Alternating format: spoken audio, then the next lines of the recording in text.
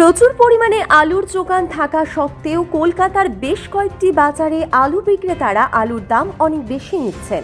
খবর পেয়ে টাস্ক ফোর্সের সদস্যরা কলকাতার বেশ কয়েকটি বাজারে হানা দেন। কাঁকুরগাছি ভিআইপি মার্কেটে আজ সকালবেলায় ট্রান্সপোর্টের সদস্যরা এসে পৌঁছন, কারণ তাদের কাছে খবর ছিল ৩৫ টাকা প্রতি কেজি এই বাজারে আলু বিক্রি হচ্ছে। টাস্ক ফোর্সের সদস্যরা ধমক দেন আলু বিক্রেতাদের। আলু প্রতি কেজি ৩০ টাকার বেশি নিলে তাদের বিরুদ্ধে আইনানুগ ব্যবস্থা নেওয়া হবে, হুঁশিয়ারি দেন টাস্ক ফোর্সের সদস্যরা। আমাদের কাছে খবর আছে, একদম বাজে কথা বলবেন। আপনার লোক আমার লোককে ৩০ টাকাই দিয়েছ, আমি তো তাই বলছিলাম।